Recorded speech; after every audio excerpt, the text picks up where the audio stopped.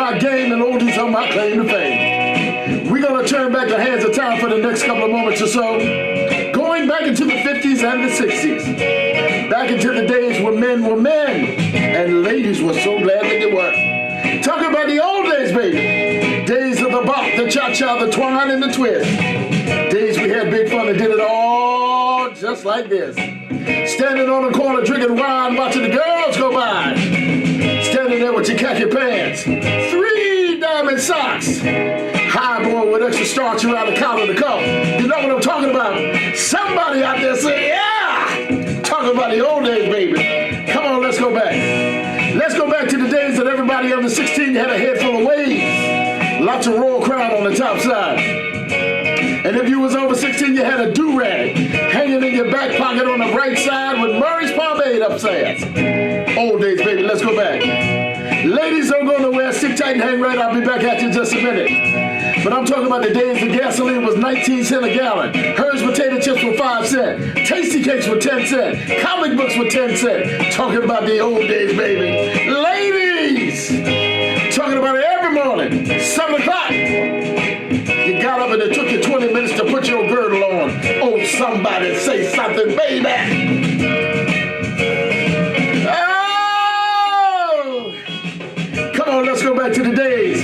Drinking Ripple Mad Dog 2020 Silver Satin Valley High Night Train. And if you got low down and funky, talking about Thunderbird, that super chicken. Come on, let's go back. Let's go back, baby. Let's go back to the days of the parties in people's basement.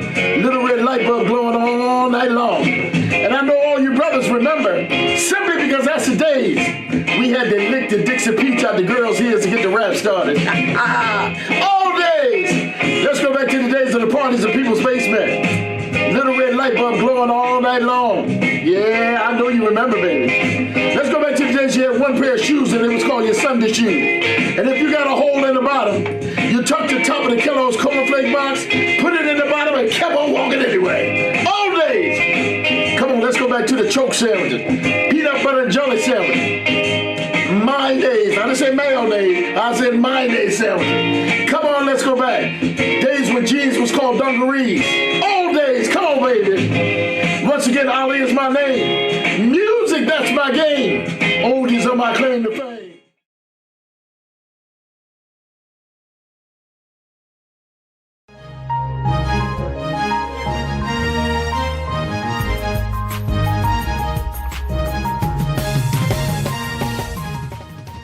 It's time once again for another edition of Talk to Me. And now, here's Emmy himself, 8-time Emmy Award-winning journalist, Maynard Eaton.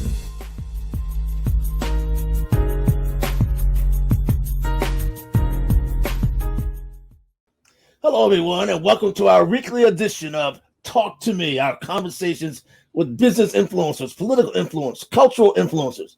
Today, we have one of the baddest men in music business. This is the Black Music Appreciation Month, and joining me is the king of the oldies. His name is Ali Hackett. Ali, thanks for joining us, man. Thank you for the invite, my brother. I'm very humbled by this. Very, very nice. Thank you so much. I appreciate it. Black Music Appreciation Month. It sounds nice, but what does it really mean? Well, it is what sounds nice, but it's what it is. It's an appreciation of our music. And it's not necessarily our music. We're focusing on the Black aspect of it, if you will, because there's so much of our music being the Black aspect that has been tossed aside, hidden, slid under the rug, not brought to the forefront. There's so much of it. But it is a most important factor in musical history, because without Black music, where would music be? You call yourself the king of the oldies. You're saying, is that vintage music? I mean, what is back in the day music? How is that manifesting itself today?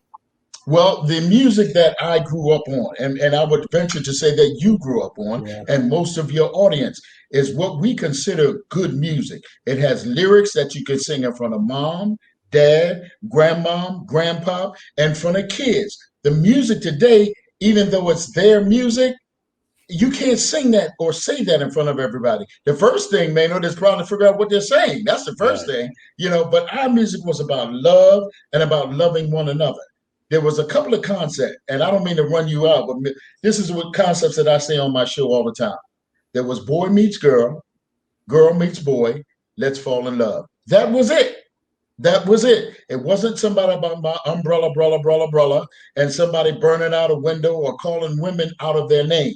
Those were the three concepts. You had other music such as like I call them the novelty songs, like 369, the Goose Strike One, or the Clap Clap song, the Name Game, stuff like that. You had those novelty songs, but those were the basic concepts of the music world.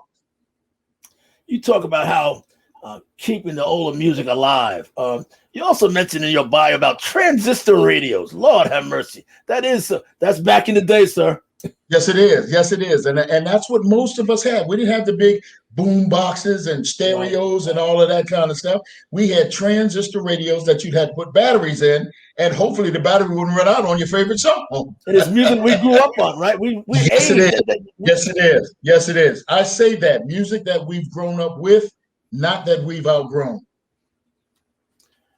I know a fella in Atlanta, Georgia, named Reese the Priest, who has a quasi museum of WERD radio, the oldest black radio station back then in the country, from 1950 to 1969. It was WERD radio. He has like 31,000 records in his shop there, and people flock by just to hear that old music. And I'm sure you're wearing an Atlanta hat, so you're aware of Atlanta's history in terms of black music. People like Alley Pat and Jack the Rapper. They were mainstays like yourself, and you in the tri-state area. They were in the South, right? That is correct. It's nice that you mentioned one of my heroes, Jack the Rapper. It was him and 4 other jocks, black jocks, that started this whole movement. And I happened to speak to Jack about 2 weeks before his demise. Very, very good man, very influential in this business. Him and a couple of guys from this area, Jocko Henderson was from this area, and they got this 5 black guys got this whole thing movement. And as far as the shop that you mentioned, the radio station, yes, I'm familiar, not very familiar, but I'm familiar with that. The oldies, Maynard, will never, ever die. They may go away for a couple of decades, 4, 5, 6 decades, 7 decades. But here's the thing that you can allude to. They will be back, and they do come back in the shape of a commercial, a jingle, or in a movie. And there's 100 movies that I can give you. I'll just give you 2. What about the movie Ghost that had the Righteous Brothers song, You Lost That Love and Feeling? And what about the movie Dirty Dancing that brought Solomon Burke's career back up to life? What happens is when Solomon came out in 62 with Cry to Me, it was a great song. And it lasted, 6, 7, 8, 9 months, and then it was gone. But when it came back in this movie, now you got 2 more generations who are now finding out about Solomon Burke and dancing to his music. This is what is hopeful in most of the entertainers. They don't mind producing a song that's a #1 million seller. That's great, because that's now. But what happens 20, 30 years from now when that song is instituted in a movie that everybody goes crazy about? That's what you're hoping for. My friend in Atlanta who has this quasi museum to black historical music, he says young people love it. They say it's just the beat, not necessarily the history, but young people gravitate toward sounds they never heard of back in the, when they were coming up. But you know what? You're right. You're absolutely 100% right. But we are a sound people. We are a sound people coming from Africa. It was the African drum beat that held us together. Rowing the boat over here, it was rowing to the beat. You see what I'm saying? So it's inbred in us to go to the beat. What's more is now you have to take it from that level to go on investigative work and seeing where the beat came from, how the beat was created, what the beat means.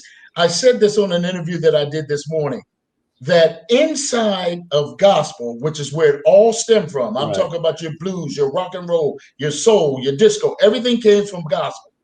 Inside of the gospel song, while they were in the fields, there were messages in those songs. Yes. Lord, take me to the hi-hat. Lord, take me to the water. That's a message for somebody across the field to hear and say, it's time to get to the water. You know what I'm saying? So there were messages in there. So this is something that's inbred in us. We can't lose that no matter what we want to do. And we were talking about Juneteenth. We're celebrating Juneteenth today. But music was a major part of who we were and what we were then and now, correct? Absolutely correct. Absolutely. It's part of our being. Now, you may find one or two people every once in a while that can't hold a beat, but so what? They know what it means. You know what I'm saying? They know what it means, but it's inbred in us. It's inbred in us. That's something that we have. Ollie, how'd you get involved in this? How'd you start out with this? As I understand it, in 71, you going into the Air Force. I was going into Hampton. I had a high lottery number. I guess you had a low one. I did. Well, my career started back when I was about 5 or 6 years old. My mom used to have her girlfriends come over on Friday night, and that was a fish fry night. And they would be drinking Ballantine beer and Schlitz beer. And see, I'm saying those those are way old labels. Right. And then once in a while, after a while, when the Schlitz and the Ballantine got in their brain, the women start talking bad about the husbands. Now it's my time to come down and play the music and make it worse. So that's how I got started, because if I put on something and that head's bad and that fish is working and it's Dr. Feelgood and they throw their head back and say, oh, Lord, I know I got him. So the bug bit me at an early age. Then it was my goal to find out and do and become the very best that I could. So I copied a little bit from each of the legendary stars in this area: Georgie Woods, Jocko Henderson, Butterball, Harvey Holiday, to name a few. Okay, I copied and took a little bit. I'm sure. Yes, out of New York. Yes, I got a chance to meet him. So I took a little bit from each one of those and developed my own style. But my style is where I consistently not only play the music, but I teach, telling you where the music came from, where this guy was in this group and he went over to this group, sort of like Johnny Carter was in the Flamingos and then he left them and spent the rest of his time with the Dells before his demise. Stuff like that people don't know. I tell people that the music is wonderful. It's great. But you know what's better than the music? It's the stories behind the music. That's the best thing that's happened, because now you can relate something that means nothing to no one but you and the music to that. It's a great thing. Why do we care about the story behind the music? Is it because it's our history? Is it because it's riveting and compelling? Or it's just interesting?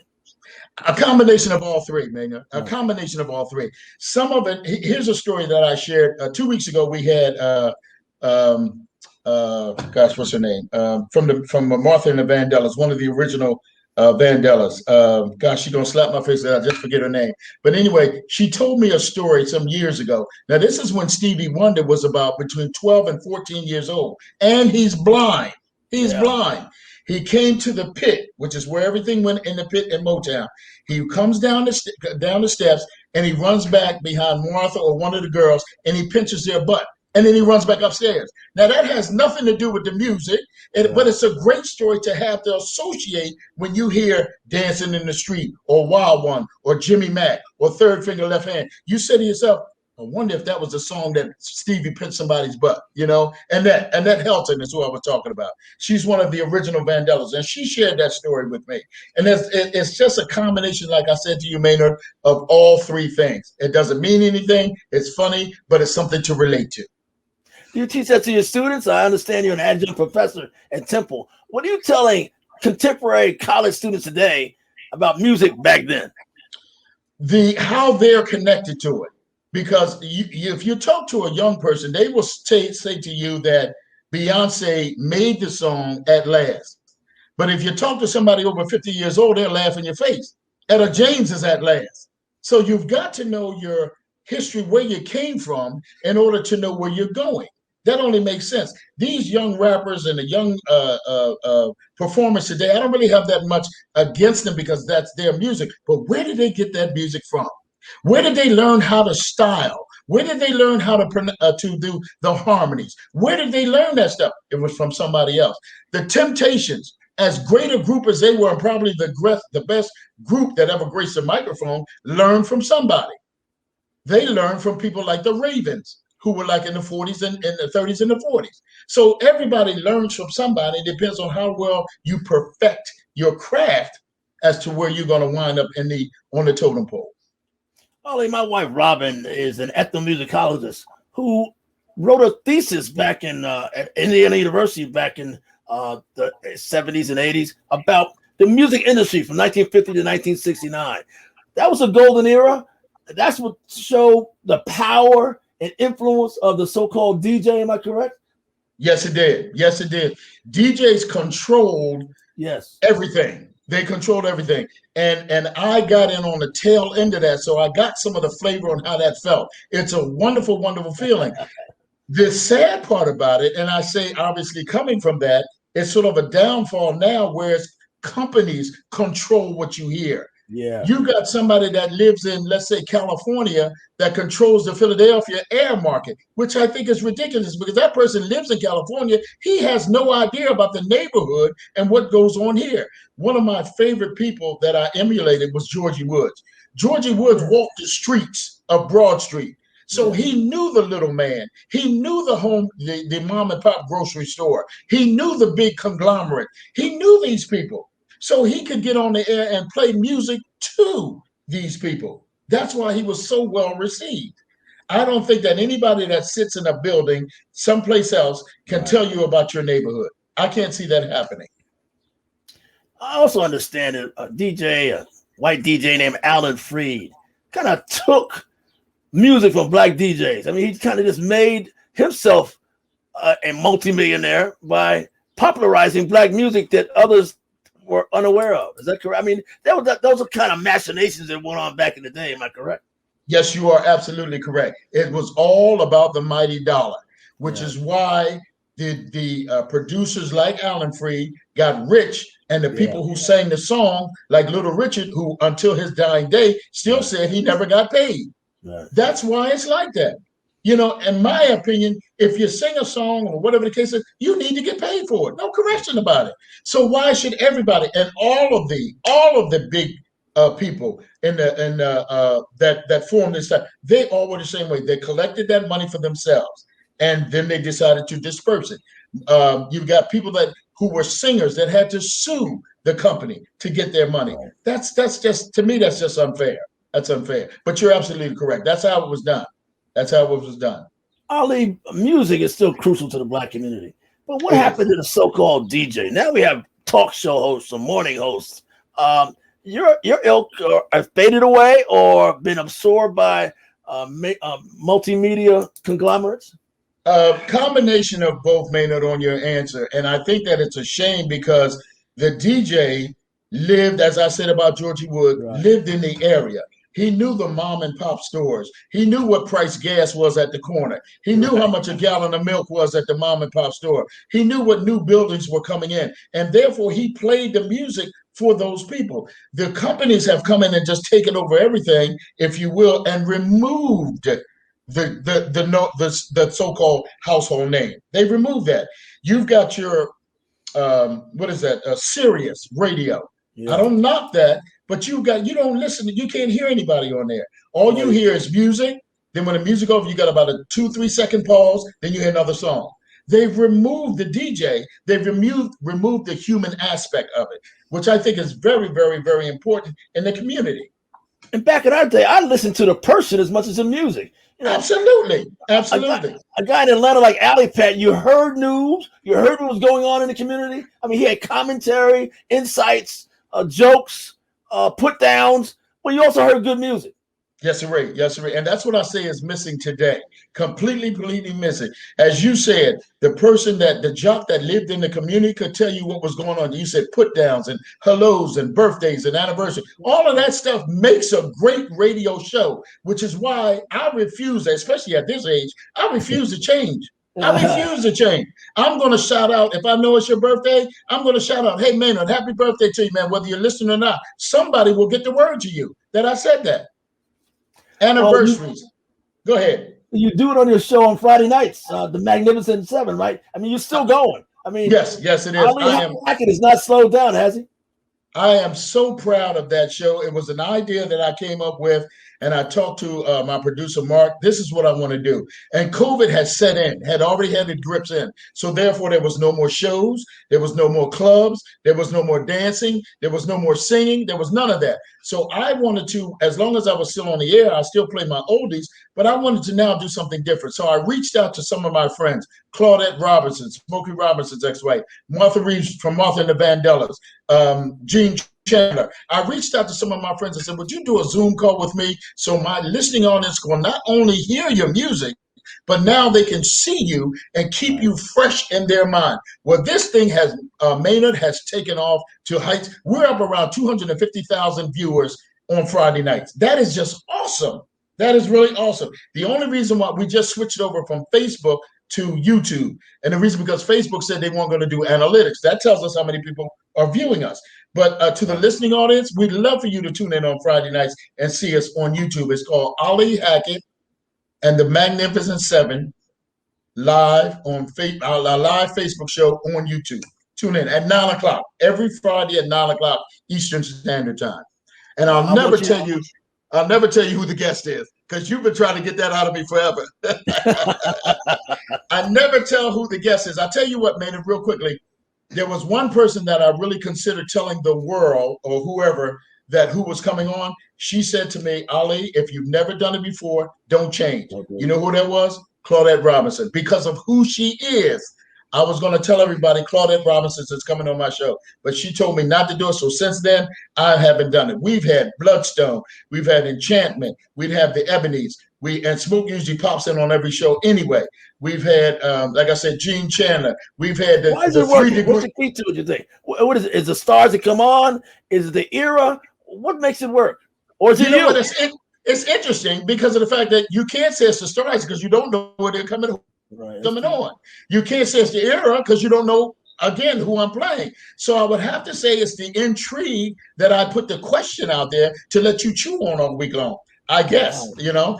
Plus, I've got a pretty big following, and I think a lot of people follow me because they know they're going to get quality music. They know they're going to get the history of who did what, and they know that I'm sincere and I love what I do. Finally, before you have to go, the name Ali. One of my favorite guests ever doing an interview in the news as a newsman was Muhammad Ali. You knew him personally, though, did you not? My hero. I lived with him for about 5 years at Deer Lake. You lived with him? Yes, I lived with him. I tried to be a sponge, and I wanted to soak up everything that he said, he did, and what have you. We spent a lot of time together. I have ultimate respect for him and what he shared with me in my life. Very, very tremendous individual, as you would well know. Was music as important to him as his artistry, as his boxing, or some of his political things? Was that part of his entourage, music? Yes, it was. There was always music around. We did the running in the morning. There was music in the ears with the headphones and in the gyms and whatever. So yes, I would say that. It struck me more because this is what I wanted to do. But he was of the same ilk. Yes, was of the same ilk. Ali Hackett, it's Black Music Appreciation Month. And brother, we sure appreciate you for what you've done and who you are. I thank you for this. I thank you for this, man. This was awesome. I mean, we need to do this again, but I thank you. And I will say, seriously speaking, not because it's me, but it's something that needs to be done because the young people need to know where they're going, but they have to know where they came from. I agree with you 100% on that. Ladies and gentlemen, this has been Talk to Me. Our producer, Mark, has our common producer, Mark. Thank you so much, Abrams. Mark Abrams. Thank you so much. We'll see you next week.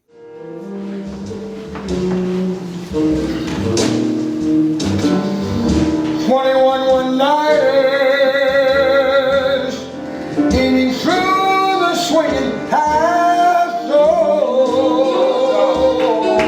Well,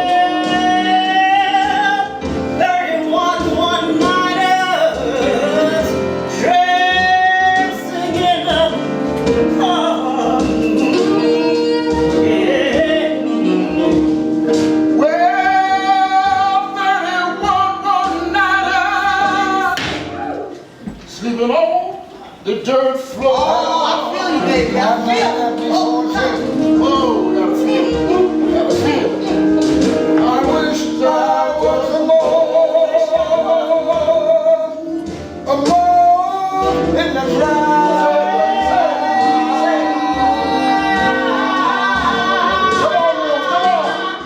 wish I was more in the ground.